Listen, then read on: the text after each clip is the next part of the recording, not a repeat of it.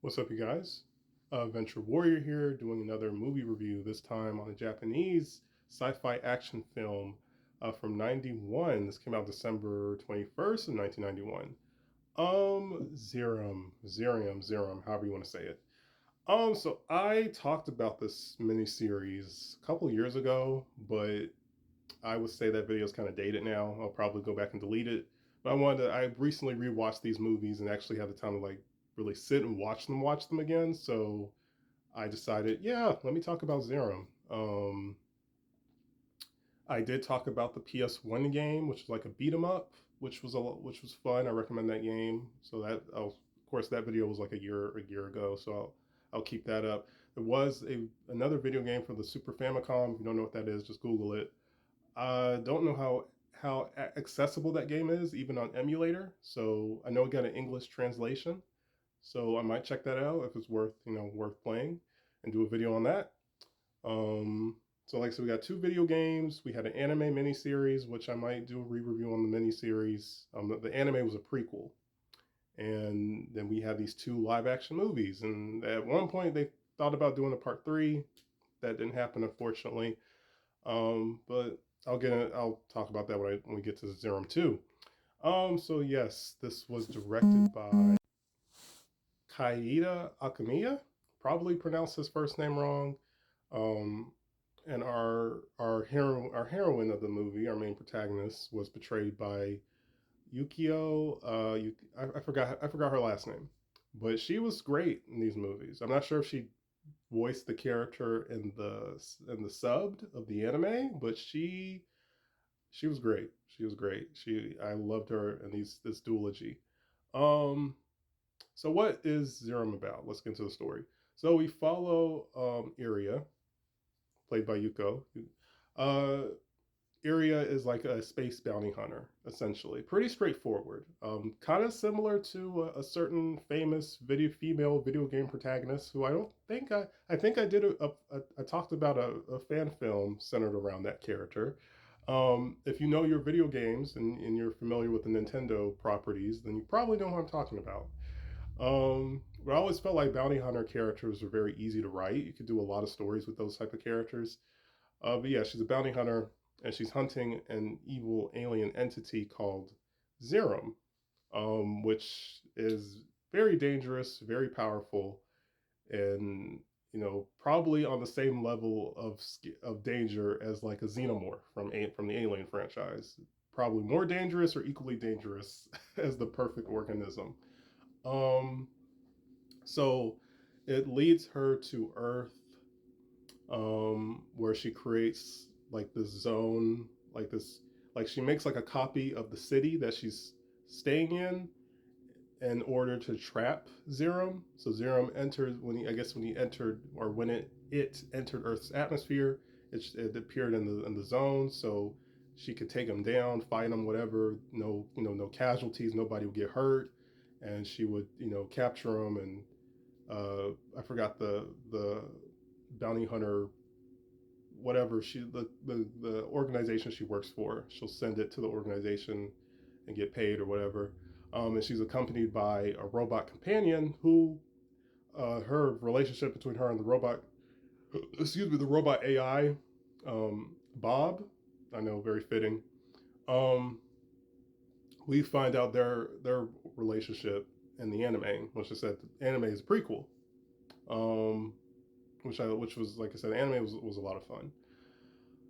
So two delivery guys, Kamita, and I forgot the other friend's name. Two delivery guys somehow accidentally end up in the zone, and they're kind of our comic relief, and that wasn't bad. That wasn't bad. They added a lot of charm to the movie, and they added the humor, and their chemistry with Yuko was really really cool. Um, so yeah, they get stuck there. Of course, they're where is everybody? Like, who is this like, who is this girl? What's going on? Like, that's pretty typical if you were in a situation like that. And they do end up helping her out in the end, which is really cool. Um, so like I said, this kind of goes in like the tokusatsu genre. I guess it's like Kamen Rider, Power Ranger, that type of Um, that type of genre. The Guyver movies, which I talked about.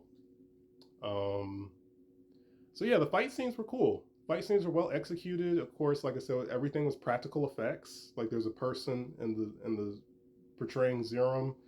Zeiram has all these cool abilities like built-in weaponry, and it can mutate, and it can create henchmen. Like yeah, physically create henchmen, which is pretty cool. Um, yeah, like I said, the fight scenes were dope. Um, yeah, and it had a solid ending. Does Iria and her two human allies do they achieve in defeating Zeiram in the end? You know, you just kind of have to watch to find out. Well, we got a part two, so I was safe to say probably so.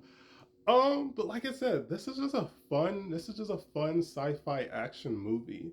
And if this was your first introduction to the property, this was a good entry point. This is definitely a good entry point.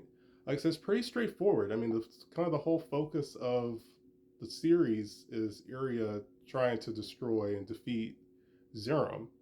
Now, I'm not sure if there are multiple versions of Zeiram. I think Zeiram was originally like a part of a species. Because like I said, we had the prequel, and I don't remember how the prequel concluded. But and then we have this movie, and we see what the outcome is, and then we get a follow up. So it's kind of hazy how Zeiram is still around if there's not like another, like, is it like the same alien creature, or is it like another member of its species? I don't really know if that was properly explained, but like I said, it's a pretty straightforward story of our bounty hunter protagonist trying to defeat this evil alien creature.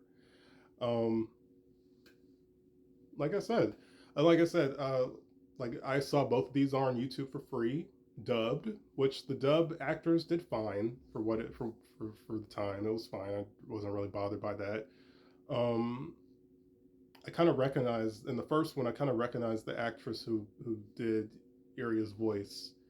I could be wrong, but it sounded like 80s scream queen Linnea Quigley, who I've talked about. I've done a couple of her movies. It sounded like her. I don't know if it was her, but I'm like, that voice sounds very familiar. um, but like I said, reading comments, people would say like, "Oh yeah, back in the '90s, this would always air on the Sci-Fi Channel," and like yeah, the Sci-Fi Channel used to show anime, and you can again YouTube.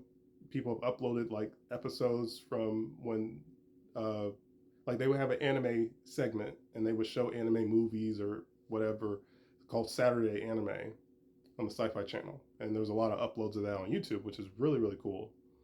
So a lot of people say, oh yeah, I used to watch this all the time. It's part of my childhood. Like one person said, this was like my mom or my aunt's favorite movie or something. And like I love reading comments like that. Like like discovering something new and seeing like, oh wow, this is part of people's childhoods, or people grew up watching this particular product or whatever.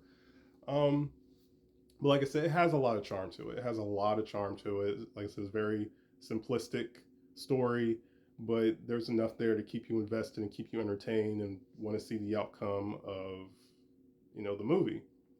Soundtrack again. Soundtrack was really good. I forgot. Like, oh, it's like I was listening to like, oh, I forgot. This has a really good soundtrack. So I'm probably gonna go out of my way to listen to the movie soundtrack. Um, yeah, that's kind of it, really. It's free on YouTube, both one and two, and the anime is on YouTube as well, so you can binge the whole series if you want to. I recommend it. Um, like I said, if you like Zeiram, check out the Guyver movies. Guyver one is it's okay. It's a little bit more cheesy. Guyver two is a lot darker, a little bit more graphic. So two might be more up your alley. Um, and like I said, I talked about those. But yeah, like I said, I recommend Zeiram. Check it out. Like I said, free on YouTube. Stay tuned for part two. I talk about Zeiram 2. As always, like, comment, share, follow, and stay tuned for more. Peace, you guys.